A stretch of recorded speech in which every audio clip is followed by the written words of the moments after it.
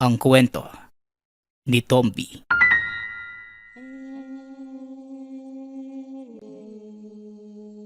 Ang kwentong ito ay hango sa totoong buhay.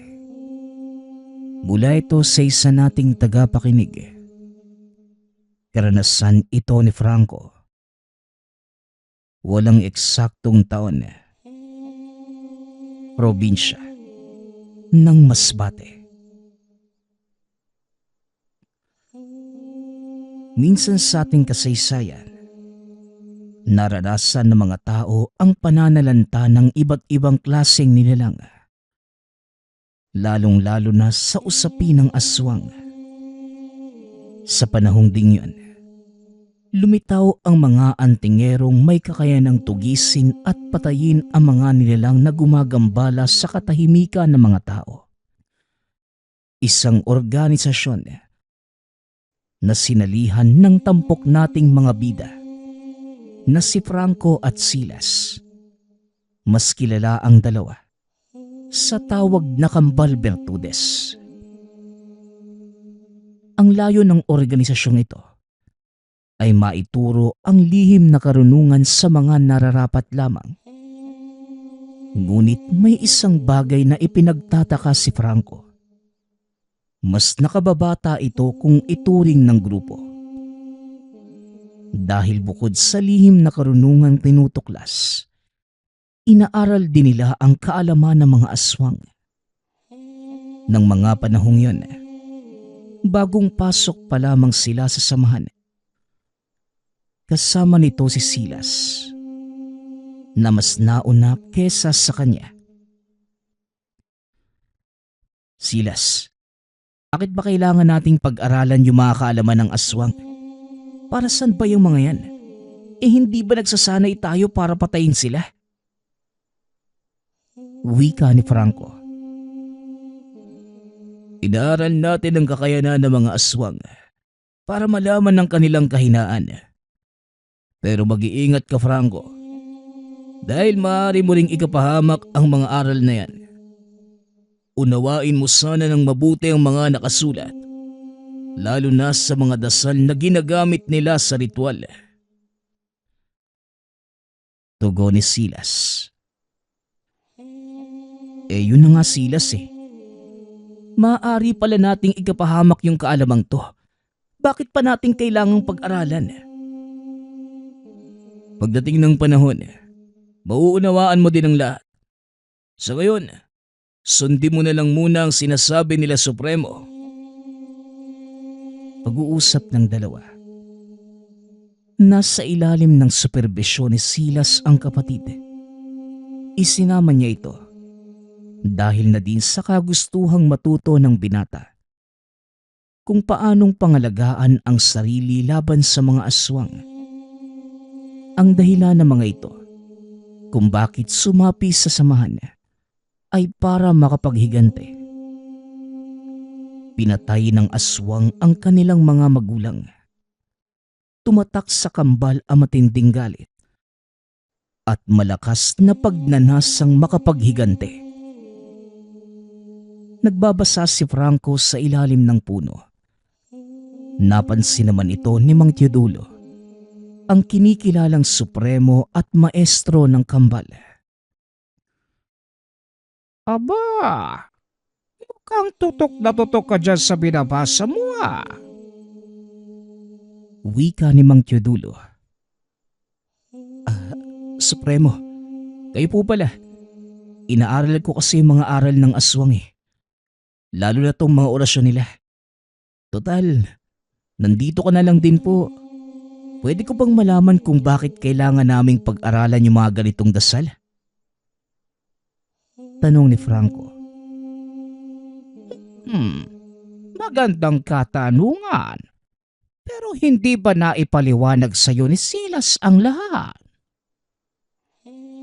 Ang sabi niya lang sa akin, inaaral daw natin yung mga kaalamang to para malaman kung paano natin silang tatalunin. Tama naman pala ang sinabi ng kapatid mo. Pero ang pangunahing dahilan kung bakit natin pinag-aaralan ang mga kaalaman nila ay para matukoy natin ang kanilang kahinaan. Kahinaan? Hindi ba kailangan lang pugutan ng ulo ang mga yon? May mga aswang na kahit putulan mo ng ulo, may kakayanan pa ding mabuhay. Nakasalalay sa kanilang orasyon ang kanilang lakas. Kaya hinahayaan ko kayong pag-aralan ang bawat aspeto ng lihim na karunungan. Nang sa ganon, alam nyo kung saan kayo aatake. Siguro naman, sapat na yung lakas ng mutya ko para makapatay ng isang aswang. Tandaan mo, iho, hindi lang lakas ang kailangan natin sa laban. Kailangan din nating gamitan ng utak ang bawat labanan. Pag-uusap nila ng Supremo. Biglang natahimik ang binata. Isinara ang hawak na aklat. Tumitig sa malayo. Alam ko ang iniisip mo, bata. Palagi kong sinasabi sa inyo ni Silas na wag mong hayaang manaig ang galit sa puso dahil lalamunin ka nito at mawawala ang totoong dahilan kung bakit tayo nakikipaglaban. Wika ng Supremo. Iisa lang naman po yung dahilan ko, Supremo. At yun ay may paghigante ang mga magulang namin eh. Tugon ni Franco. Hindi naman kita masisisi kung yan ang nararamdaman mo. Pero tandaan mo ang sinasabi ko, Franco. Anumang uri ng enerhiya, pwede mong pakinabangan. Gamitin mo ang negatibong emosyon upang lumika ng mabuting solusyon. Ang lalim naman po, Supremo. Pero salamat po ha. Binigyan mo na naman ako ng palaisipan. O sige. Para naman hindi matutok ang isipan mo sa negatibong bagay. Mauuna na muna ako. May gagawin lang kami sa bayan. Kasama ko ang iyong kakambat. Wika ni Mang Teodulo. Matapos makipag-usap, umalis na ang matanda.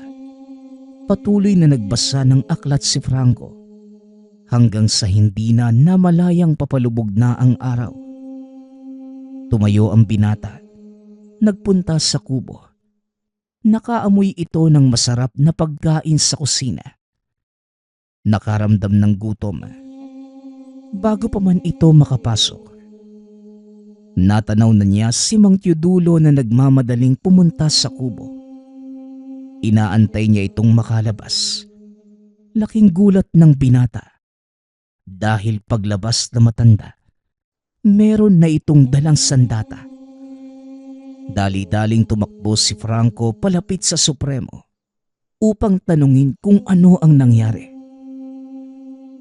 Supremo, ano po yung nangyari? Bakit po kayo may dalang itak? Tanong ni Franco.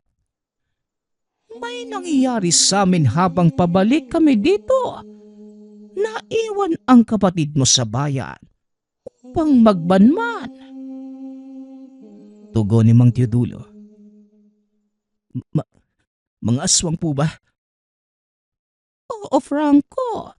Ito ang unang beses na sumalakay sila sa mismong bayan natin. Biglang nakaramdam ng galit ang binata nang malamang aswang ang kalaban nila, Mang Teodulo. Maaari po ba ako sumama? Pakiusap, Supremo. Handa na po ko. Hindi maaari, Franco. Masyadong mapanganib ang kakalabanin namin. Posibleng mga malalakas na aswang ang naroon. Maaari kaming mapahamak. Ayokong masayang ang buhay mo roon. Pero Supremo, ang pangunahing dahilan kung bakit ako sumali sa samahan, para makapatay ng aswang. At may paghiganti yung mga magulang namin. Wala ho akong pakialam kung ikamatay ko pa. Kaya pakiusap po, isama niyo na ako. Yan mismo ang dahilan kung bakit ayaw kitang isama, iho. Hindi pwede ang ganyang prinsipyo. Lalo kung nasa aktwal na labanan. Hindi negatibong emosyon ang pinapairal namin, Franco, kundi ang ating adhikain na bigyan ng kapayapaan ang mga tao. Yun din naman po yung gusto kong mangyari. Kaya pakiusap, Supremo, isama niyo na ako. Pasensya na, Franco, pero hindi maaari. Sige na, kailangan ko nang umalis. Dito ka muna at bantayan ang ating kuta. Pag-uusap ng dalawa. Wala nang nagawa ang binata, kundi sumunod. Bahagi ng pagsasanay niya ang disiplina sa sarili at pagsunod sa mga nakakataas. Ngunit nanaig ang kagustuhan nitong sumali sa aktwal na labanan. Kaya dali-dali itong kumuha ng sandata. Sinundan si Mang Teodulo. Hindi pa nakakalayo ang matanda, kaya mabilis niya itong nahabol. Hindi na lumapit si Franco kay Mang Teodulo dahil alam niyang napakalakas ng pakiramdam nito. Habang naglalakad, napapalingon sa kinaroroonan niya ang matanda. Alam ni Franco na nararamdaman siya nito. Ilang sandali pa, narating na nito ang bayan. Nakita na din ni Mang Teodulo si Silas. Kasalukuyang nag-uusap ang dalawa. Kinuha ng binata ang pagkakataon upang lumapit at narinig ang pinag-uusapan. Tama ang hinala natin, Supremo. Malalakas na aswang nga ang narito sa bayan. Mukhang kakailanganin natin ang karagdagang mga kasama. Wika ni Silas. Nasabihan ko na ang iba. Anumang oras ay darating na sila. Sa ngayon, alamin natin kung saan sila maaaring sumalakay.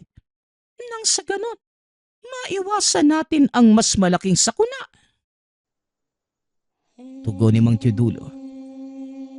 Masusunod, Supremo. Teka, nasan pala si Franco? Alam ba niya yung nangyayari ngayon? Huwag kang magpahalata. Alam kong nakasunod ang kapatid mo, pero hindi ko alam kung saan siya nagtatago. Talaga naman, napakatigas talaga ng ulo ng taong yun eh. Teka, hahanapin ko. Hindi na kailangan. Hayaan mo siya.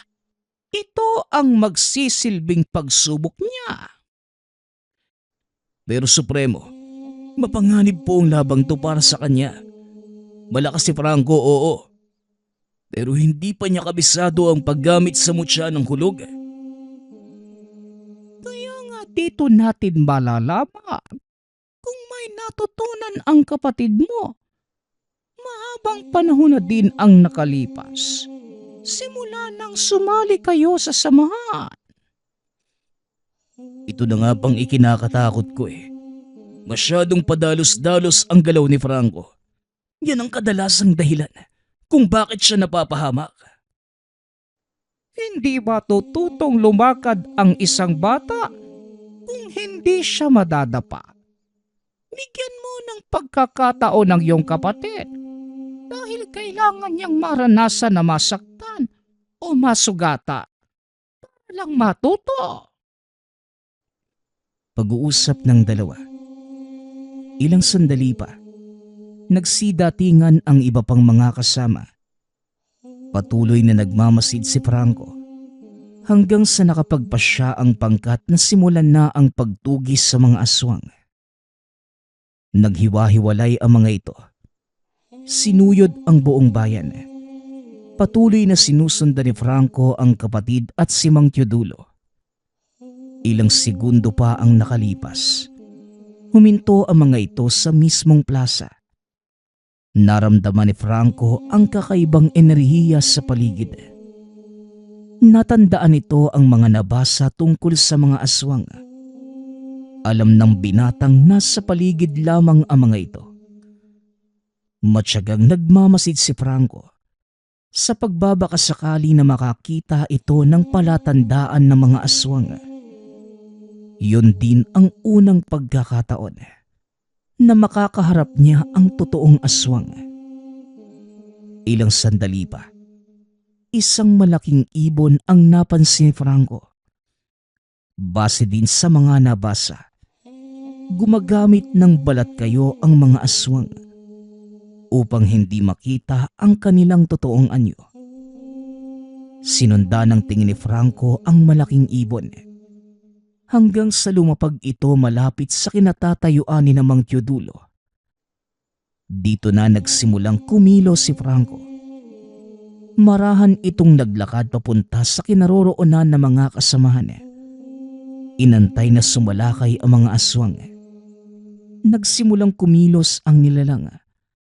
Akmang dadambahin na sana si Silas, biglang lumabas ang binata sa pinagtataguan at hinarang niya ito.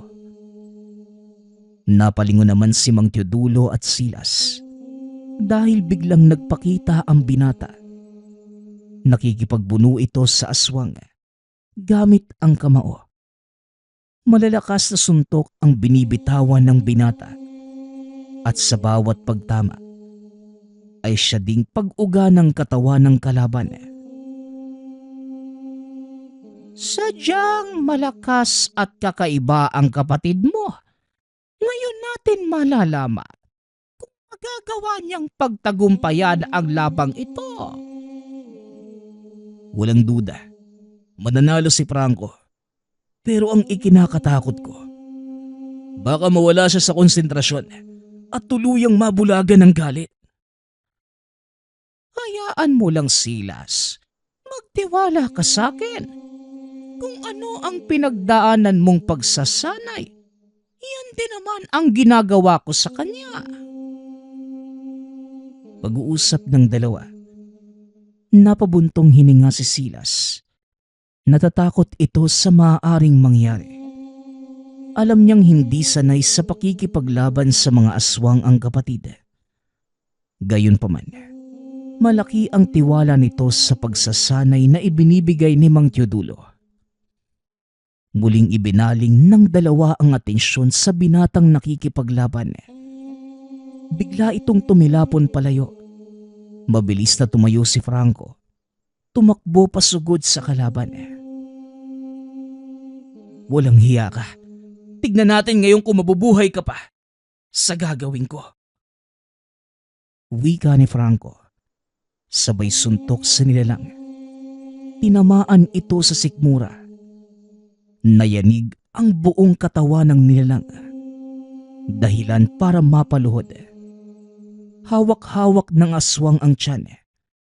Patuloy lamang sa pagsuka. Hinawakan ni Franco sa ulo ang kalaban. Habang binubunot ang itak, napatingin ito sa kapatid at muling nagsalita. Pagmasdan mo, Silas, kung paano kong papatayin ang nilalang na ito na umutang ng buhay ni nanay at tatay. Wika ni Franco.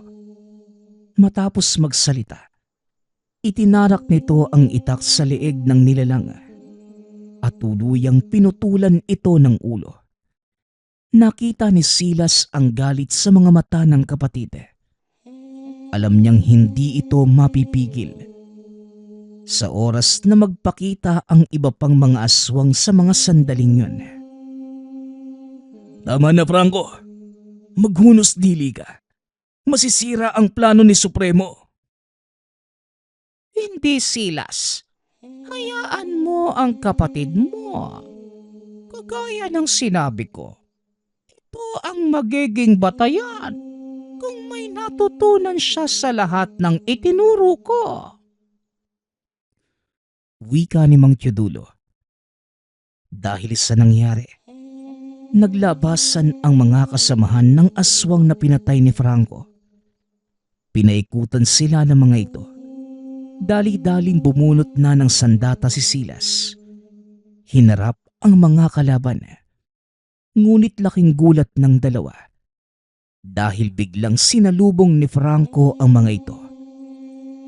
Gamit ang mutya ng kulog, isa-isa nitong ibinalibag ang mga kalaban. Hindi ito nakakaramdam ng pagod. Kahit gaano pa karami ang humaharang sa kanya, hindi nila ito kayang pigilan. Ramdam ni Silas ang galit ng kapatid sa bawat suntok. Hindi nito tinigilan ang mga kalaban hanggat hindi nagsisipagpulasan. Matapos ang labanan, nanatiling nakatayo si Franco. Humahangos. Madidinig ang malakas na pagkulog at bahagyang dagundong sa paligid. Bahagyang natakot si Silas sa kapatid dahil alam niya ang susunod na mangyayari. Ito na yung ikinakatakot ko, Supremo. Sa oras na masobrahan sa galit ang kapatid ko, wala nang makakapigil sa kanya. Nadidinig mo din ba ang pagkulog, Supremo, na parang tambol mula sa kalangitan? Tingnan natin. Iba ang nakikita ko sa kapatid mo.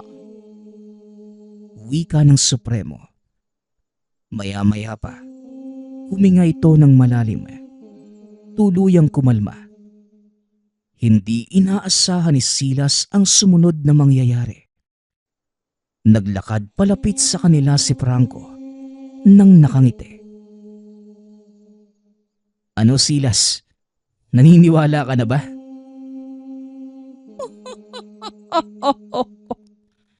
Hindi na masama. Mahusay, Franco. Pinatunayan mo lang na estudyante nga kita. Magaling ang ginawa mo. Kailangan mo pa ng kaunting pagsasanay sa pagtitimpi. Pero magaling. Kahit papano, nagawa mong makipaglaban. Hindi pinangungunahan ng galit. Sinabi ko naman sa inyo, Supremo, na kaya ko nang makipaglaban sa mga aswang. Kayo lang tong walang bilib sa akin . Alam ko ang taglay mong lakas. At wala kong pagdududang mananalo ka laban sa mga aswang. Pero ang lagi kong ikinakatakot ay ang pangibabawang ka ng galit. Tuluyang lamunin ang pag-iisip mo. Hindi ho mangyayari yun, Supremo.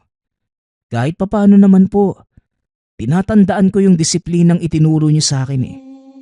Saka, pasensya na po kayo kung sumunod ako kahit ayaw niyo.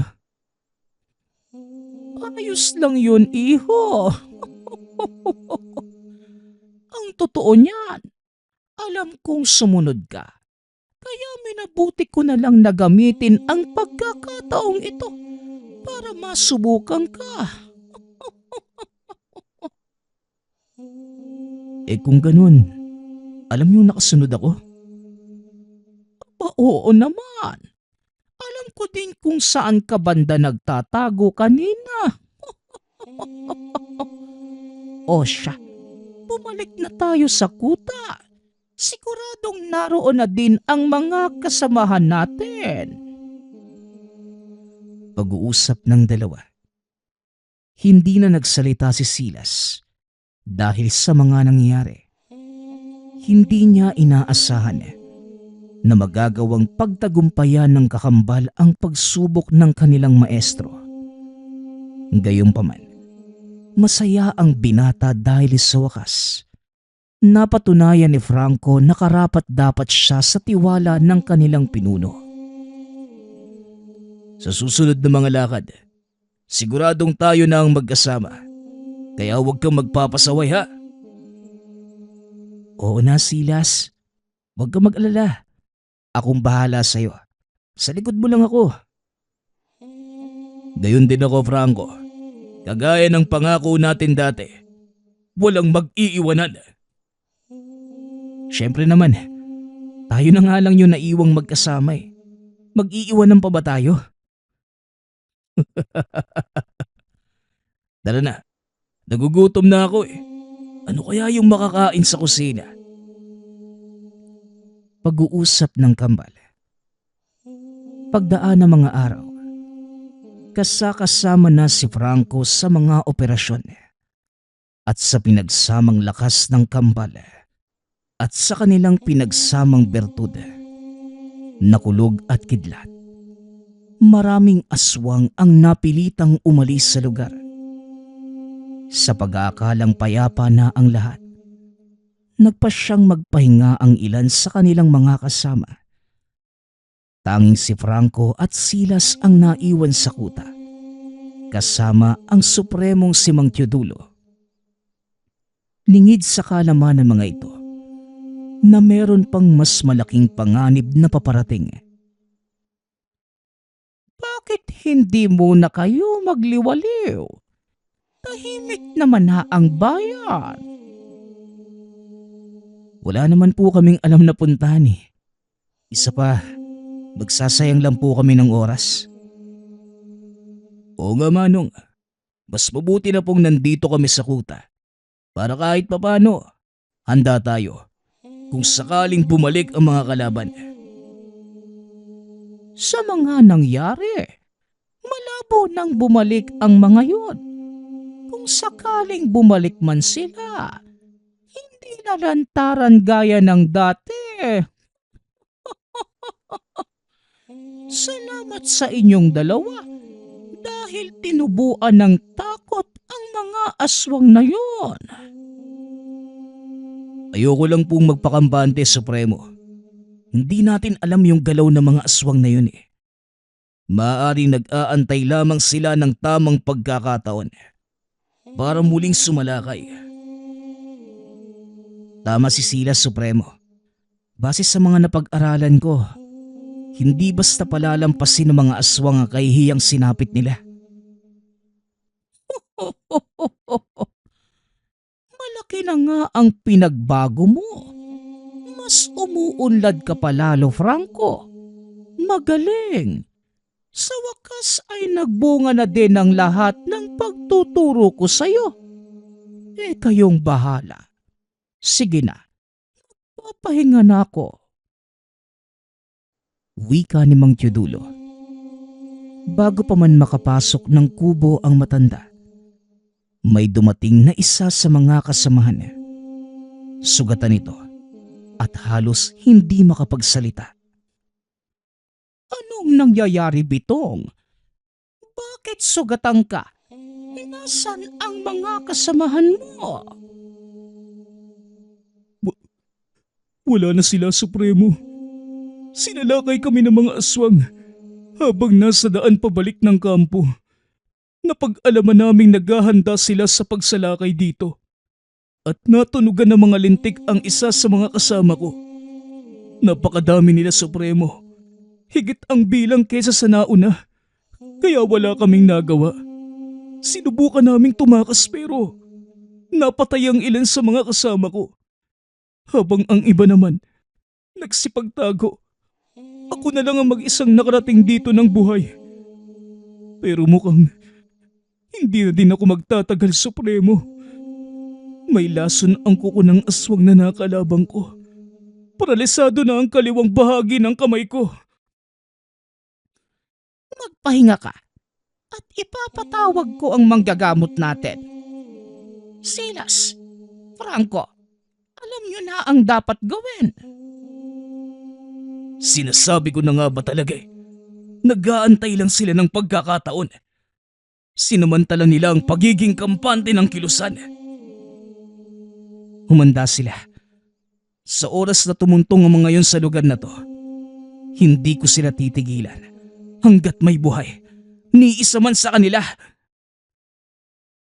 Matapos ang pag-uusap na yun, dali-daling naghanda ang dalawa. Kanya-kanyang kuha ng sandata at muling bumalik sa labas ng kuta upang salubungin ang paparating na puwersa ng kalaban. Hindi biro ang labang kakaharapin natin. Kulang tayo ng bilang. Kaya kung sakaling hindi natin kayanin ang labanang ito, walang masama kung tatakas na lang tayo. Anong sinasabi mo, Supremo? Nakalimutan mo na ba kung sino ang mga kasama mo? Oo nga naman, Supremo. Nagawa naming talunin ang napakadaming aswang noon. At alam mo yan. Ngayon, ibabalik ko ang mga sinabi mo sa akin noon. Magtiwala ka lang sa amin, Supremo. Alam kong malakas kayong kambal, pero hindi lang iilan ang kakalabanin nyo. Maaaring daan-daan sila. Alam namin, Supremo. At kagaya ng sinabi ko sa iyo, kung mamamatay man kami sa labang to, ikinalulugod namin yun. Dahil alam namin na para sa ikabubuti ng nakararami ang aming ginagawa. Kung ganon, nawa ay pagpalain tayo ng Diyos. Mag-iingat kayong dalawa. Eto na sila, Franco. Silas!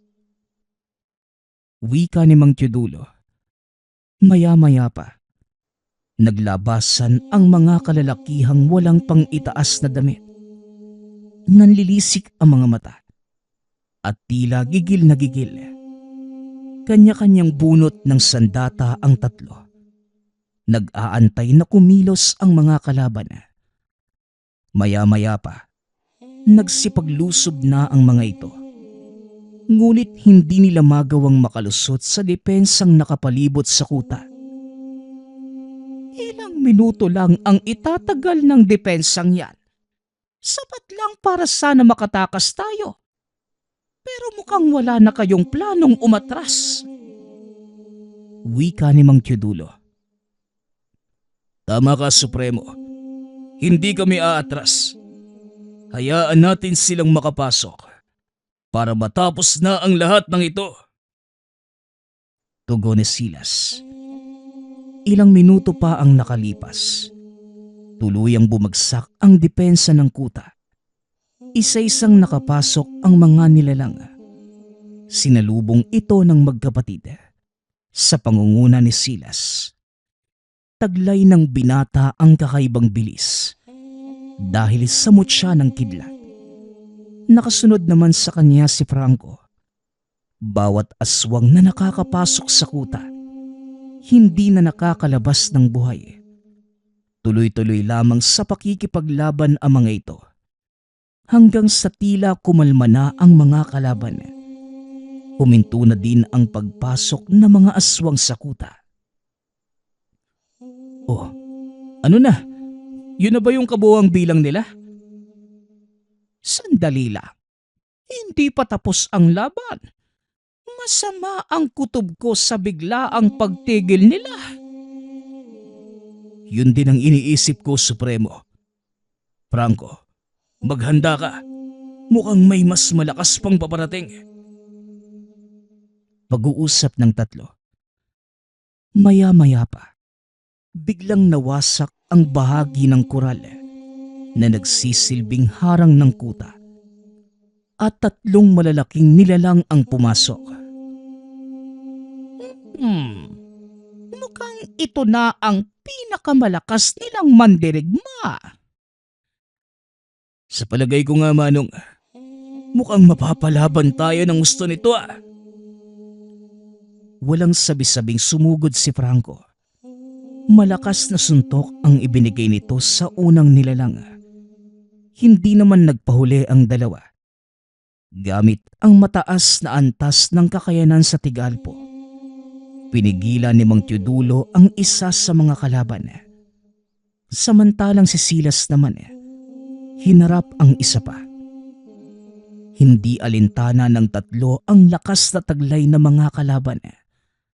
Sa halip na matakot, mas nabuhayan pa sila ng loob dahil isinaalang-alang nila ang kaligtasan ng nakararami. Gumante ng atake ang mga aswang, ngunit dahil sa mga kaalamang taglay, nagagawa nila itong iwasan. Natuwa si Mang Teodulo sa ipinapakita ng kambal, lalo na kay Franco. inakala ng Supremo na tuluyan na itong mabubulagan ng paghihigante. Ngunit kabaliktaran ang nangyari. Hindi nagtagal. Nagawang talunin ni Mang Teodulo at Silas ang kanilang mga kalaban. Naiwan na lamang ang katunggali ni Franco. Mukhang kailangan ng tulong ni Franco, Silas. Malakas ang isang yan. Tara, Supremo, tulungan natin ang kakambal ko. Ngunit akmang susugod na sana ang dalawa nang biglang sumigaw si Franco. Diyan lang ho kayo. Akin ang isang to.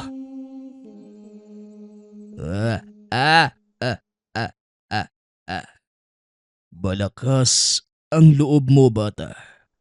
Hindi mo kilala kung sino ang kaharap mo ngayon. Meron kang angkin na lakas. Ngunit sa palagay mo ba, sapat yan para talunin ang kagaya ko? Nagawa ko ng pabagsakin yung mas marami pang kauri mo. Kaya nasisiguro ko na hindi ka na din magtatagal. Ibahin mo ko sa kanila, bata. Ang mga nakaharap mo, bawang mga pangkaraniwang aswang. Ako ang kanilang pinuno at hindi ako malalagay sa ganitong posisyon kung wala akong sapat na lakas para mailagay sila sa dapat nilang kalagyan. Sinasabi mo ba na ikaw ang pinakamalakas sa kanila? Bakit hindi natin subukan yan? Hindi yung puro kasalita. Wika ni Franco. Muli itong sumugod sa kalaban. Sunod-sunod na suntok ang ibinigay nito. Ramdam ang pagyanig sa bawat pagtama ng suntok. Sinasalag pa ng kalaban ang mga pag-atake ng binata. Ngunit nararamdaman pa rin ito ang tindi ng mga tama sa katawan. Bahagyang napapaatras ang nilalang at hawak-hawak ang braso. O ano? Anong problema? Akala ko ba ikaw ang pinakamalakas? Bakit pakiramdam ko? Nakikipaglaro ka lang sa akin. Seryosohin mo naman. Masyado kang mayabang para sa isang mortal na nagtatangan ng mutya. Huwag kang magpapakampante dahil hindi mo alam ang saklaw ng aking kakayanan. Ay nako, kanina pa ako natutuliling sa mga sinasabi mo. Pwede ba? Tapusin na lang natin to.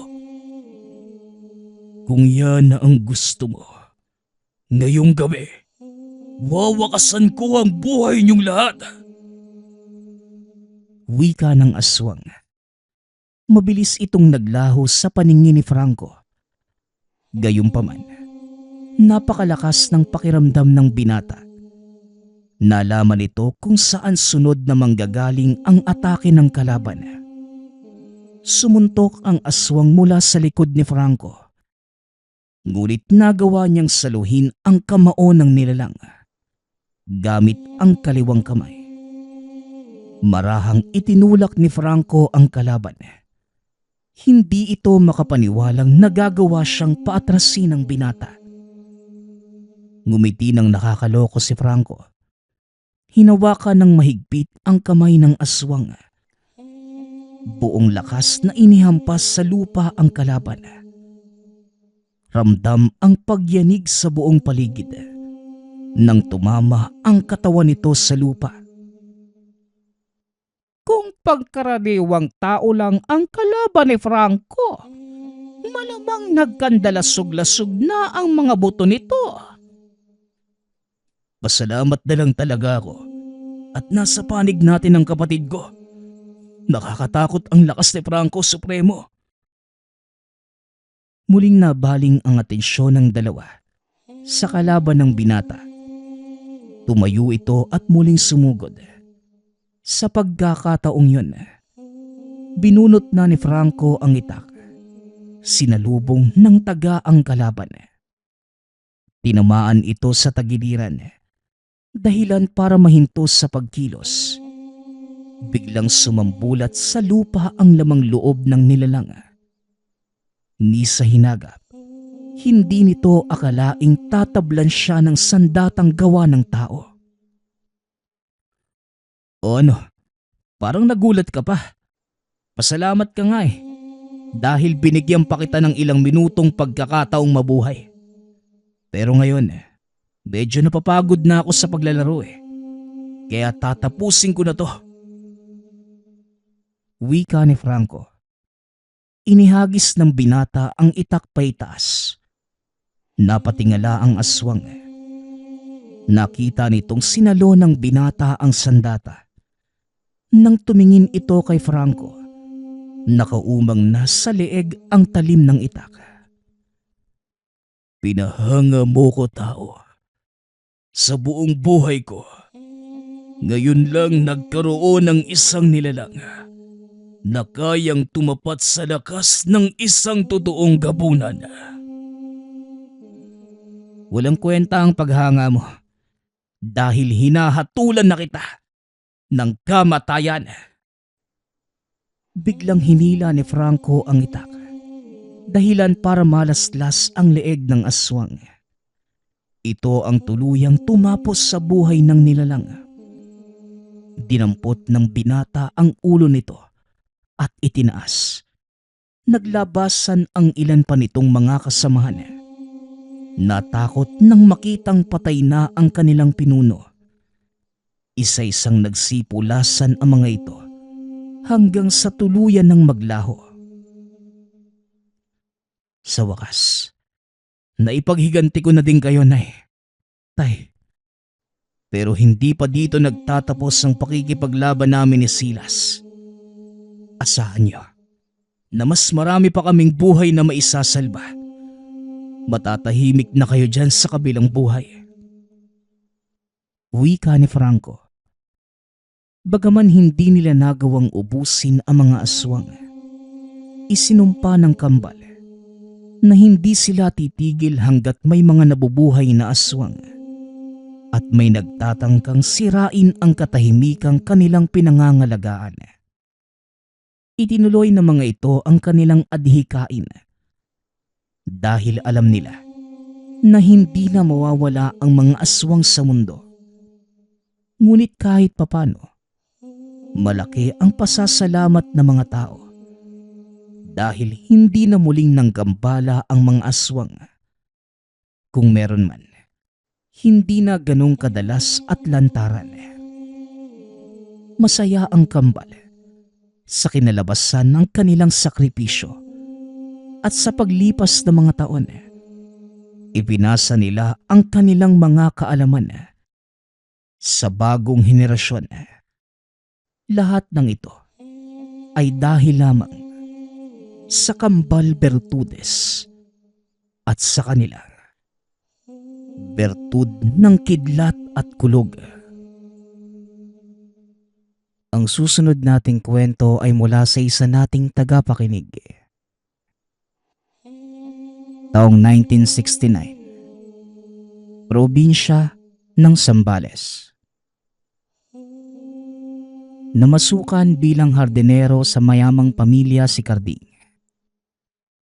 Ilang taon siya ditong nagsaka, kaya naman gamay na niya ang mga gawain. Kasamahan niya sa trabaho ang magkarelasyong Mario at kasambahay na si Nilda. Bagamat pinayuhan na ng amo ang dalawa, nagpatuloy pa rin ang relasyon ng mga ito kahit na meron na silang sariling pamilya. Hanggang sa kalaunan, nagbunga ang maling pag-ibig ng dalawa. Kitang-kita ni Carding kung paano itinakwil ni Mario si Nilda nang malamang nagbunga ang kanilang pagsasama. Naiwang luwaan si Nilda dahil akala niya magsasama sila ng matagal. Ngunit ginamit lang pala ito at kalaunan umalis na sa trabaho upang bumalik sa tunay na pamilya. Bagamat kasambahay lamang si Nilda, mababait naman ang mga amo kaya tinulungan nila ang kasambahay. Para mabawasan ang trabaho ni Nilda ay kumuha pa sila ng isang katulong. Sa totoo lang, natatakot si Carding sa bagong katulong na namamasukan. Isa itong matandang babae na kinuha bilang labandera. Masamamang manghusga ng hindi pa kilalang tao. Hindi mapigilan ni Carding na kilabutan tuwing makikita ito. Minsan kahit hindi niya nga ito nakikita, nararamdaman niya ang kakaibang presensya ng matanda at tila may masamang nangyayari. 5 buwan ang lumipas at wala naman naging kakaiba sa pinapasukan. Dito na unti-unting inalis ni Carding ang pagdududa at takot sa matanda. Kalaunan, nakausap niya ito at tuluyan naging kaibigan. Bagamat hardinero lamang si Carding, tumutulong pa rin naman siya sa ibang gawain. Tinutulungan niya ang matanda upang mapadali ang trabaho. O Carding, huwag kang masyado maging malapit kay Inday. Kapag nanganak na si Nilda at nakapagpahinga na, aalis na rin siya. Baka naman mangulila ka. Hindi naman po sa ganun. Nakonsensya lang din po ako. Noong una kasi, iniisip kong masamang tao si Ate Inday. Habang tumatagal naman nakikilala ko siya. Mabait naman po yung matanda. Nakakaawa nga po na kailangan niyang mamasukan para sa mga apo niya dahil iniwan na siya ng mga anak. Talaga ba?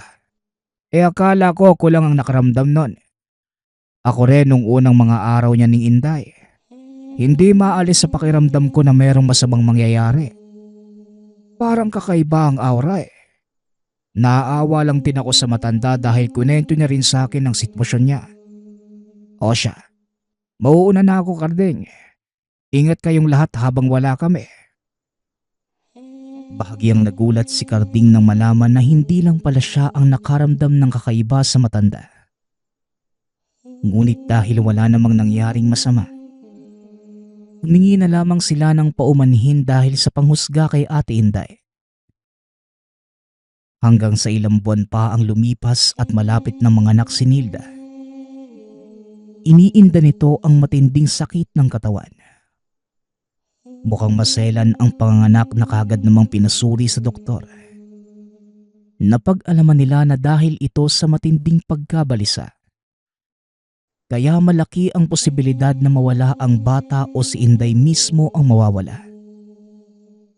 Dagdag pa ng doktor, bagamat hindi legal ang aborsyon sa bansa, ito na lamang ang tanging paraan upang maligtas ang buhay ng katulong.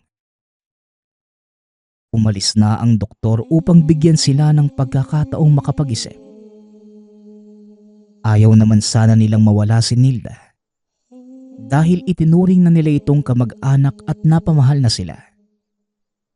Ngunit naaawa naman sila sa batang mamamatay ng walang kalaban-laban. Iniisip ni Carding, ang pagdurusa ni Nilda ay maaaring karma sa masamang relasyon nila ni Mario. Ngunit bakit naman hindi patas ang mundo? Habang naghihirap si Nilda, si Mario naman ay nagpapakasasa sa piling ng iba. Mukhang hindi naman talaga bumalik sa pamilya si Mario. Dahil noong isang araw lang ay nakita ito ni Carding. Kausap ang dalagang nagtitinda ng isda sa palengke. Bagamat naaawa si Carding sa sitwasyon, hindi niya maalis sa isip na ito na siguro ang kabayaran sa kasalanan nitong nagawa. Matapos ang ilang oras, napagpasyahan ni Nilda na isalba ang bata. Nangako naman ang mga amo na kung sakali mang mawala siya, kukup-kupin nila ito lalo na't wala rin naman silang anak. Buo na ang desisyon ng bawat isa. Bagamat nakakalungkot man na mawawala si Nilda, para sa kanila ay ito rin ang nararapat gawin. Hanggang sa mabilis na lumipas ang mga araw. Malapit na manganak si Nilda. Hindi inaasahan ni Carding na magiging saksi siya sa hindi malilimutang engkwentro sa nilalang. Naakala niyo noon ay gawa-gawa lamang. Nagpapahinga si Nilda sa silid.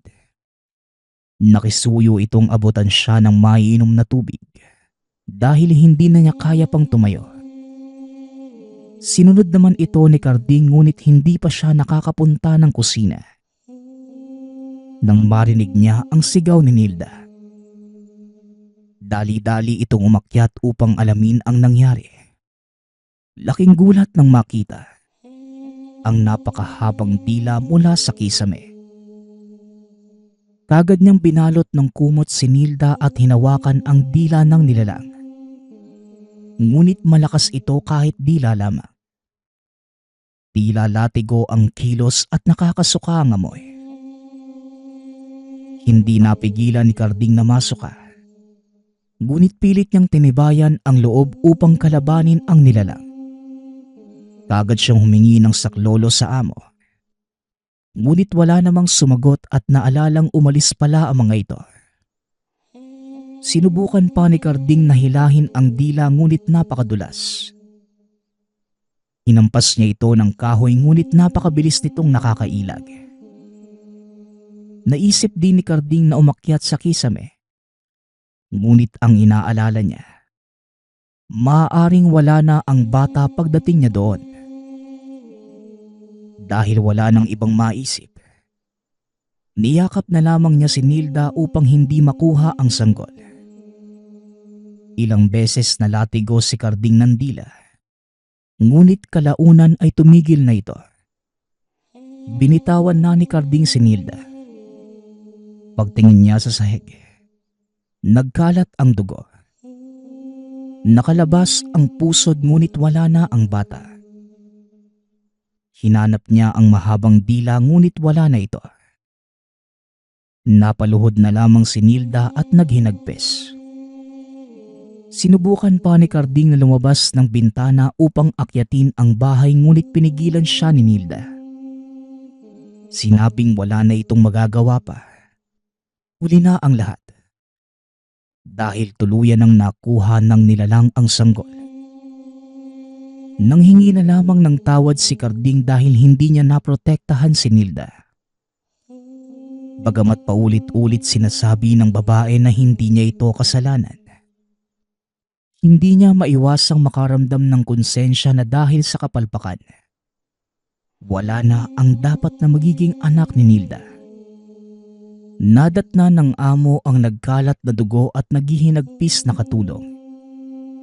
Ginawa ng mga amo ang makakaya upang pagaanin ang loob ng babae. Ngunit hindi yun naging sapat. Ilang araw tulala si Nilda at hindi kumakain. Hindi na rin ito natutulog at isang araw. Nakita na lamang ni Carding na nakabitin si Nilda sa kisame. Sinubukan pa nilang isalba ang katulong. Ngunit huli na ang lahat. Matapos namang maipalibing ng mga amo si Nilda, pinabasbasa nila sa pari ang bahay at pinagdasal ang kaluluwa ng mag-ina. Bukod sa napamahal naman ang mga ito sa kanila, ayaw din nilang magkaroon ng negatibong enerhiya sa tahanan. Ilang buwan pa ang lumipas. Unti-unti nang nakausad ang lahat. Inisip na lamang nila Carding na masaya na siguro si Nilda kasama ang anak sa kabilang buhay. Nabalitaan ni Mario ang nangyari. Doon nakita ni Carding na meron pala talagang taong mas masahol pa sa hayop.